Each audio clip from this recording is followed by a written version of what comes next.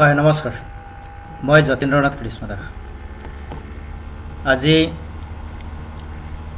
9 এপ্ৰিল আৰু এই 9 এপ্ৰিল তাৰিখটো অসমীয়াৰ ইতিহাসত চিৰদিনৰ কাৰণে এটি নাম সোণালী আখৰেৰে লিখা থাকিব সেয়া হৈছে প্ৰদীপ নাগ আছাৰ কেন্দ্ৰীয় সভাপতি প্ৰদীপ নাগ যোৱাকালি তেওঁৰ পৰলোক প্ৰাপ্তি হ'ল আৰু আজি সমগ্ৰ অসমতে আদিবাসী সমাজ তেখেতক শ্ৰদ্ধাঞ্জলি জনাবলৈ তেখেতক শেষ বিদায় জনাবলৈ ওলাই আহিছে ৰাজপথলৈ অশ্ৰু অঞ্জলিৰে শেষ বিদায় যাচিছে বজ্ৰকণ্ঠ প্ৰদীপ নাগক কাহানিও শুনি নাপাব আদিবাসী সমাজৰ জ্যোতিষ্ক স্বৰূপ একনিষ্ঠ সেৱক প্ৰদীপ নাগৰ উদাত্ত ভাষণ যি ভাষণেৰে জগাই তুলিছিল আদিবাসী সমাজৰ প্ৰতিগৰাকী লোকক আদিবাসী সমাজৰ প্ৰতিটো অভাৱ প্ৰতিটো অভিযোগ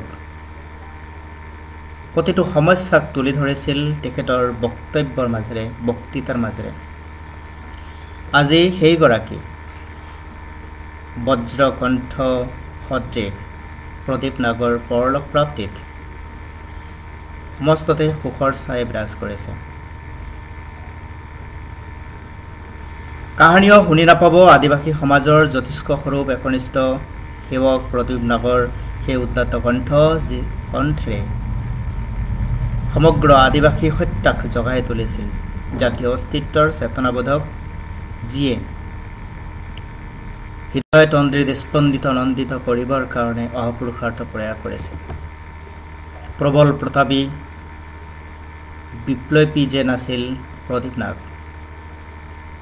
মৃত্যু সকলোৰে নিশ্চিত কিন্তু এনেকুৱা মৃত্যু যি মৃত্যুত সহস্ৰ লক্ষ জনতাই অশ্ৰু অঞ্জলিৰে সন্মান যাচে সেই মৃত্যু নিশ্চয়কৈ শ্ৰেয়স্কৰ প্ৰদীপ নাগ যেন মৰিও অমৰ হ'ল সহস্ৰজনৰ হৃদয়ত বিশেষকৈ আদিবাসী সমাজৰ প্ৰতিগৰাকী ব্যক্তিৰ হৃদয়ত এটি ঠাই ল'লে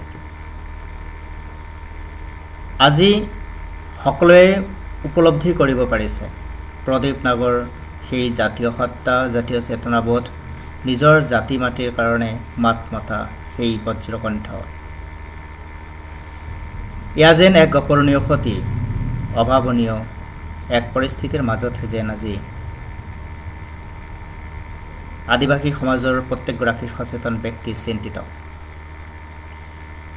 সেই বজ্ৰকণ্ঠ আৰু নিনাদিত নহ'ব মঞ্চত কিংবা ৰাজপথত নিজৰ প্ৰাপ্তিৰ দাবীত ওলাই অহাৰ দৰে বজ্ৰকণ্ঠে হুংকাৰ দিয়াৰ দৰে আৰু সেই বজ্ৰকণ্ঠ নিনাদিত নহ'ব বা ক্ৰোধ আজি সকলোৱে শতসহস্ৰ দলিত পতিত নিষ্পেষিত জনৰ হৈ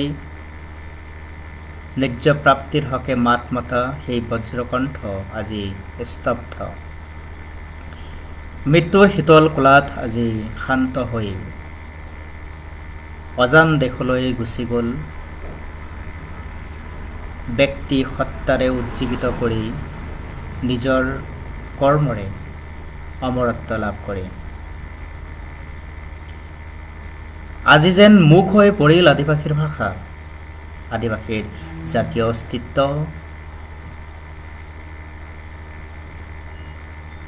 কোনে ক'ব আজি সকলোৰে হৃদয়ত সকলোৰে বুকুত যেন বেদনা ভৰা অশ্ৰুসুপ্ত নয়নেৰে আজি সকলোৱে শেষ বিদায় জনাবলৈ আহিছে ওলাই আদিবাসীৰ বেদনা ভৰা আকুল আহ্বান শুনিবলৈ যেন আজি আৰু প্ৰদীপ নাগ নাই আৰু কোনোবাই নহয় কোনোবাই প্ৰদীপ নাগৰ দৰে ওলাই আহিব লাগিব প্ৰদীপ নাগৰ দৰে নিজৰ জাতি ভাষা সংস্কৃতিক ন্যায্য প্ৰাপ্তি প্ৰদানৰ কাৰণে মাত মাতিব লাগিব এয়াই যেন আজি আদিবাসী সমাজৰ প্ৰত্যেকগৰাকী সচেতন ব্যক্তি তথা ৰাইজে অনুভৱ কৰে আদিবাসীসকলক কোনে জগাব এই কথাও প্ৰশ্ন বহুতৰে মনত। কোনে আদিবাসীসকলক সপোন পূৰণ কৰিবৰ কাৰণে কোনে আহ্বান জনাব, কোনে জগাব উৎসাহ, জাতিৰ মৰ্যাদাক লৈ হাহাকাৰ কৰি ফুৰিব কোনে। আজি যেন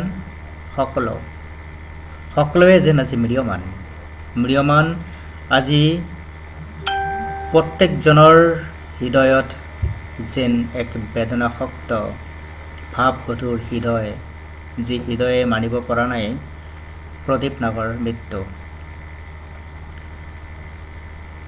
বহুতৰে মনত আশা আৰু যদি কেইবাটা বছৰ তেওঁ জীয়াই থাকিলেহেঁতেন, আদিবাসীসকলৰ যি অভাৱ, আদিবাসীসকলৰ যি সমস্যা, ন্যায্য প্ৰাপ্তিৰ হকে কৰিবলগীয়া যিবোৰ কাম, সেইবোৰ হয়তো আৰু কিছু আগুৱাই গ'লহেঁতেন। কিন্তু নিয়তিৰ নিষ্ঠুৰ কালচক্ৰ গতিত আজি নিৰুপায় হৈ মৃত্যু শয্যাত তেওঁ আজি শান্ত। আজি ওলাই নাহে তেওঁ, কাহানিও ওলাই নাহে, কাহানিও শুনিব নোৱাৰা, কাহানিও দেখিব নোৱাৰা। তেওঁ আজান দেশলৈ গুচি গ'লগৈ। শূন্যতা আজি অনুভৱ কেউ দিশে, কিবা যেন এটা নাই। চোতালৰ বৰগছ কাটি দিলে যেনেকুৱা ঘৰৰ আংগিনা শূন্য যেন লাগে, আজি যেন আদিবাসী সমাজৰ বাবেই তেনেকুৱা হৈ পৰিল, অভিভাৱকহীন হৈ পৰিল যেন আজি আদিবাসী সমাজ। বহু সময়ত বিভিন্ন ঠাইত তেওঁৰ সৈতে হোৱা কথা বতৰাই তেখেতৰ জাতীয় চেতনাবোধক উদ্বুদ্ধ কৰা, সেই নিজৰ জাতিটোৰ কাৰণে চিন্তা কৰিব পৰা তেওঁৰ সেই মানসিকতা, নিজৰ জাতিটোৰ হকে চিন্তা কৰি অহৰ্নিশি পাৰ কৰা এটি জাতীয় সত্তা, বৈপ্লৱিক সত্তা আজি যেন সকলোকে কন্দুৱাই পৰলোক প্ৰাপ্তি হোৱাত সকলোতে শূন্যতা বিৰাজ কৰিছে। আদিবাসী হৈ মাত মাতিব কোনে, আদিবাসীসকলক কোনে জগাব, সপোন পূৰণ কোনে কৰিব, উৎসাহ কোনে জগাব, জাতিৰ মৰ্যাদাক লৈ হাহাকাৰ কৰি ফুৰিব কেনে। আজি যেন বহুত প্ৰশ্ন। প্ৰদীপ নাগৰ দৰে আৰু কোনো বিপ্লৱী সত্তা, বিপ্লৱী নেতা নিজৰ জাতিৰ কাৰণে, ভাষা সংস্কৃতিৰ কাৰণে মাত মাতিবলৈ ওলাই আহিবনে?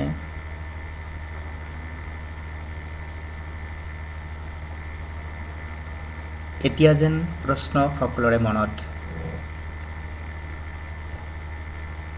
তেখেতৰ মৃত্যুত আজি যি পৰিস্থিতি সমগ্ৰ অসমৰ বিভিন্ন প্ৰান্তত, সেয়া প্ৰত্যেকগৰাকী সচেতন ব্যক্তিক আজি ভাবিবলৈ বাধ্য কৰাইছে। কি ৰূপত এগৰাকী মানুহ কাৰোবাৰ প্ৰিয় হ'লে এনেধৰণৰ জনসমাগমে অশ্ৰুসিক্ত নয়নেৰে শেষ বিদায় জনাবলৈ নিজৰ গৃহৰ সমস্ত কৰ্ম এৰি ৰাজপথত প্ৰখৰ ৰ'দত থিয় দি তেওঁৰ অপেক্ষাত ৰৈ থাকে। আজি আমি যেন নিজৰ চকুৰে পুনৰবাৰ দেখিলোঁ। আমি হয়তো বহুতৰ মৃত্যু তেনেধৰণৰ জনসমাগম দেখা নাই, কিন্তু দেখিছিলোঁ ডক্টৰ সুধাকান্ত ভূপেন হাজৰিকাৰ মৃত্যুত লক্ষ্য সহস্ৰাধিক লোকৰ সমাগম, শেষ বিদায়, শেষ অশ্ৰঞ্জলি, শেষ বিদায় সম্ভাষণ। আজি যেন পুনৰবাৰ ৰাজপথত সহস্ৰ লক্ষাধিক লোক, ভাবিব নোৱাৰা বৰ্ণনাতীত এটি পৰিৱেশ কেউ দিশে বিৰাজ কৰিছে। কাৰোবাৰ সৈতে তেজৰ সম্পৰ্ক নাথাকিলেও ৰাজপথত হুকহুকাই কান্দিছে। বেদেহী আত্মাই চিৰশান্তি লাভ কৰক, তাৰ বাবেই যেন সকলোৱে নীৰৱে প্ৰাৰ্থনা কৰিছে সেইজন পৰমেশ্বৰলৈ অশ্ৰুসিক্ত নয়নে। তেওঁ যেন য'তেই থাকে সুখত থাকক, শান্তিত থাকক। কোনোবা নহয় কোনোবা এটা ৰূপত তেওঁ যেন আকৌ আহে আদিবাসী সমাজত জন্মগ্ৰহণ কৰি আদিবাসী সমাজৰ সমস্যাৰ ন্যায্য প্ৰাপ্তিৰ হকে মাত মাতিবলৈ বজ্ৰকণ্ঠ হয়, আকৌ যেন বজ্ৰকণ্ঠ হৈ নিনাদিত হয় ন্যায্য প্ৰাপ্তিৰ প্ৰতিটো শ্লোগান। প্ৰত্যেকেই আজি যেন সেই কথা অনুভৱ কৰিছে। যেতিয়া মই আজি ওদালগুৰিৰ পৰা ডিমাকুছিলৈ আহিছিলোঁ, এই ৰাস্তাৰ দুয়ো কাষে যি এক ভিৰ, যি এক সমাগম দেখিলোঁ, সেয়া সঁচাকৈ আজি চিন্তিত কৰি তুলিছে। আজি ভাবিবলৈ বাধ্য কৰাইছে সেই ব্যক্তি সত্তা কিমান মহান।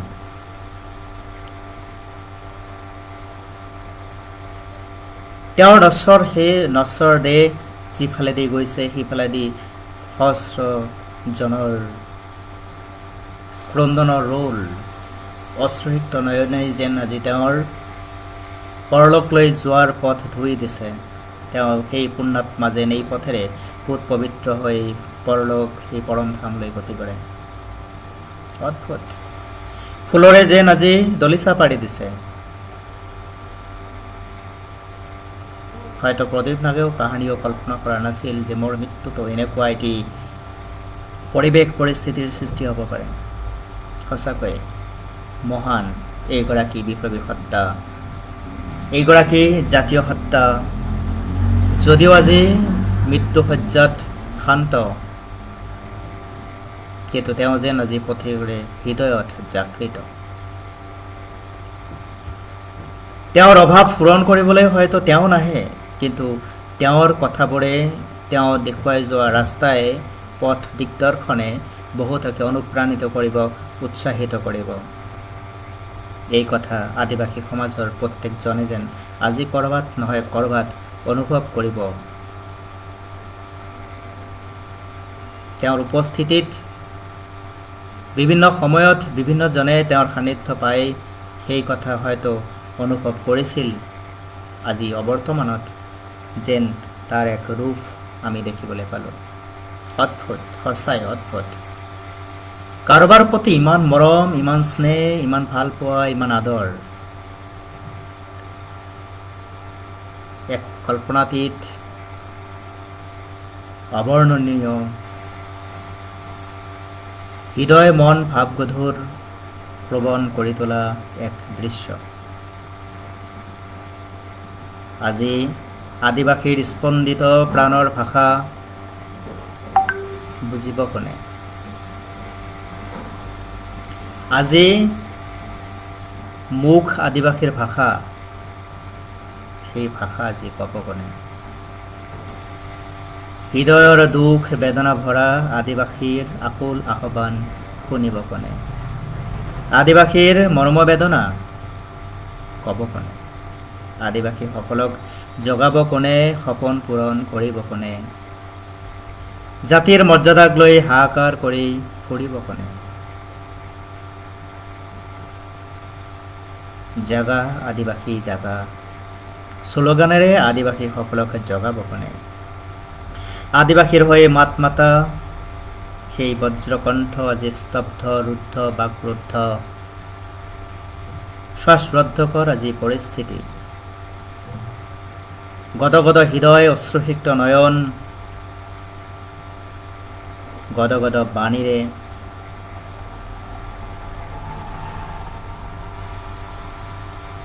আজি প্ৰত্যেকেই যেন তেওঁক সুঁৱৰিছে। মোৰ সবে এতিয়া সুঁৱৰিব, অনুভৱ কৰিছে।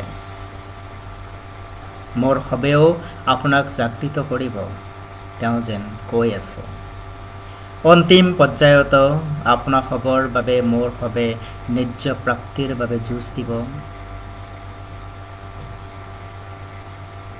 জয় আদিবাসী, জয় আদিবাসী বুলি লক্ষাধিকজনে সমস্বৰে শ্লোগান দিব। মোৰ শুভ্ৰ বস্ত্ৰই আপোনাসবক আকৌ এবাৰ জগাই তুলিব নিজৰ জাতি, ভাষা, সংস্কৃতিক ৰক্ষাৰ অৰ্থে। দলিত পতিত নিষ্পেষিতৰ পৰা উঠি আহি সমমৰ্যাদা প্ৰাপ্তিৰ হকে যুঁজ দিবলৈ, মাৰ বান্ধি থিয় হ'বলৈ।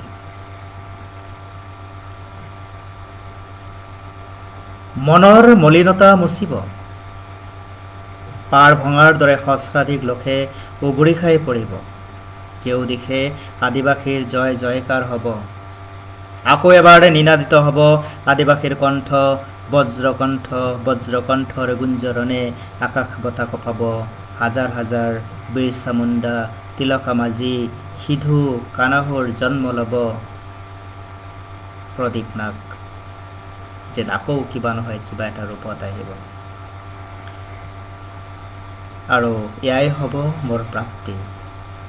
এয়া যেন প্ৰদীপ নাগৰ জীৱনৰ সফল পৰিসমাপ্তি। জন্ম আমি সকলোৱে পাইছোঁ, মৃত্যু আমি এদিনাখন বৰণ কৰিম। ইয়াৰ নিয়তিৰ চিৰন্তন শাশ্বত এক ৰীতি, যাক আমি মানিবই লাগিব, আপুনি অথবা মই সকলো এদিন শান্ত হৈ পৰিব।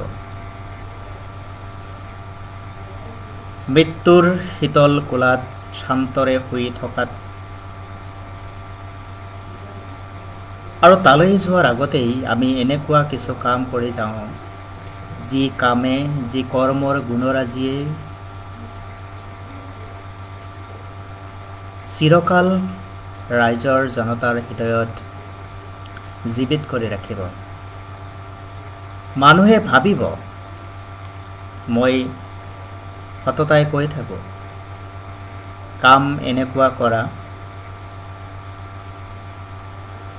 তুমি আগে আগে যাবা, তোমাৰ পিছত জনসমাগম চলিব, জীয়াই থাকোঁতে অথবা মৃত্যুৰ পিছত। আজি যেন তেনেকুৱা এটা দৃশ্য আমি প্ৰত্যক্ষ কৰিলোঁ। প্ৰদীপ নাগৰ কৰ্মই যেন তাক আজি প্ৰতীয়মান কৰিলে। তেওঁৰ মৃতসবৰ পিছত সহস্ৰাধিক জনতাৰ শাৰী। এয়া কেৱল আদিবাসী সমাজৰে নহয়, সমস্ত জন আজি যেন প্ৰদীপ নাগক শ্ৰদ্ধাৰে সোঁৱৰিছে। প্ৰদীপ নাগৰ কৰ্মৰ এয়া যেন প্ৰতিদান তেওঁ যেন আজি লাভ কৰিলে। সঁচাই আজি প্ৰদীপ নাগৰ জীৱন ধন্য, কৰ্ম ধন্য হৈ পৰিছে। কি যে অদ্ভুত এক দৃশ্য আজি আমি ৰাজপথত দুয়ো কাষে দেখিবলৈ পালোঁ। প্ৰদীপ নাগৰ মৃতসবৰ দৰ্শনৰ অথবা পুষ্পাঞ্জলি কৰাৰ অৰ্থে ৰাজপথৰ দুয়ো কাষে শাৰী শাৰী তেওঁৰ গুণমুগ্ধৰ ভিৰ। যদিওবা আজি পৰিয়াল পৰিজন শোকস্তব্ধ, শোকত ম্ৰিয়মান, হয়তো ক'ৰবাত পৰিয়ালৰ লোকেও জনসমাগম চাই এই কথা অনুভৱ কৰিব পাৰিছে যে প্ৰকৃতাৰ্থত মোৰ সন্তান বা মোৰ প্ৰিয়জন বা মোৰ পৰিয়ালৰ সদস্যগৰাকী মৃত্যুবৰণ কৰা নাই, তেওঁ যেন মৰিও অমৰ হ'ল। এয়াই সাৰ্থক জীৱন। এনেদৰেই জীৱনক মহান কৰিব পাৰি, সেই কথা যেন প্ৰদীপ নাগে আজি প্ৰমাণ কৰি গ'ল তেওঁৰ মৃতসবৰ শেষ যাত্ৰাত। তেওঁ যেন পুনৰ মৰিও হৃদয়ত জাগৃত কৰি থৈ গ'ল জাতীয় অস্তিত্ব ৰক্ষাৰ ভাৱনাক। দৰাচলতে মানুহৰ নশ্বৰ শৰীৰটোৱেই মৃত্যু ঘটে, আত্মাৰ নহয়। আত্মাই যেন সকলো আজি চাই আছে প্ৰদীপ নাগৰ সমস্ত দৃশ্য কৰ্মৰাজি। ৰাজহুৱা শ্ৰদ্ধাঞ্জলি, ৰাইজৰ যি শ্ৰদ্ধা, ৰাইজৰ যি আগ্ৰহ, ৰাইজৰ যি তেওঁৰ প্ৰতি থকা সন্মান আজি সকলোক প্ৰকাশমান। গভীৰ শোকত আজি সকলোৱে ম্ৰিয়মান, শোকত ছাঁ গৈছে সমগ্ৰ অঞ্চল, সমগ্ৰ ৰাজ্য।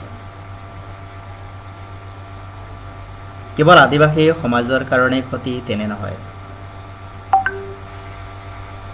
একোটি জাতীয় সত্তাই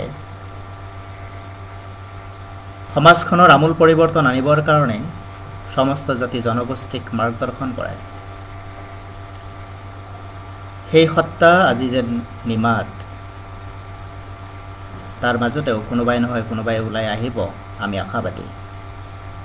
নিজৰ নিদ্ৰাপ্ৰাপ্তিৰ হকে মাত মাতিব, ৰাজপথত ওলাই আহিব, অন্যায়ৰ বিৰুদ্ধে যুঁজ দিব, মাৰ বান্ধি থিয় হ'ব।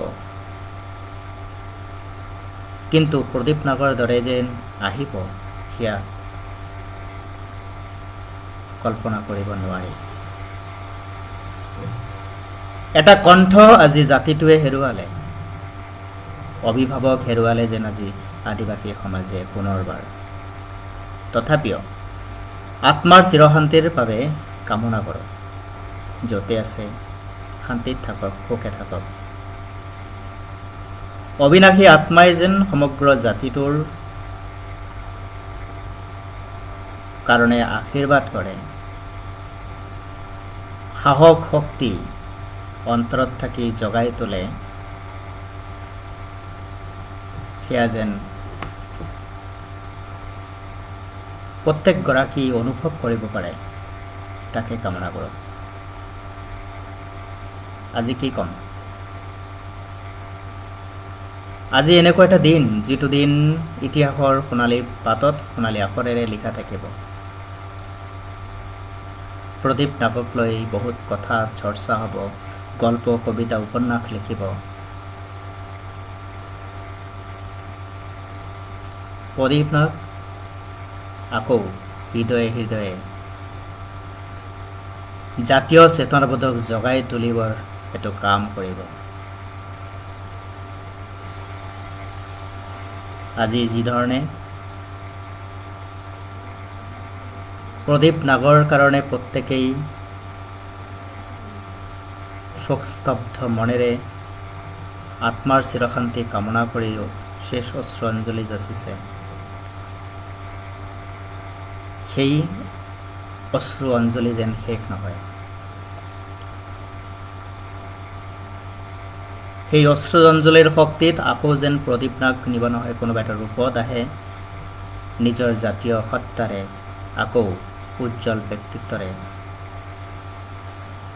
নিজৰ প্ৰতিজনকেই জাগ্ৰত কৰি সমাজত নতুন ৰূপত পৰিচিত কৰি সমমৰ্যাদাৰে আগুৱাই জাতিটোৰ উন্নতিৰ হকে মাত মাতিবলৈ তাকে কামনা কৰোঁ।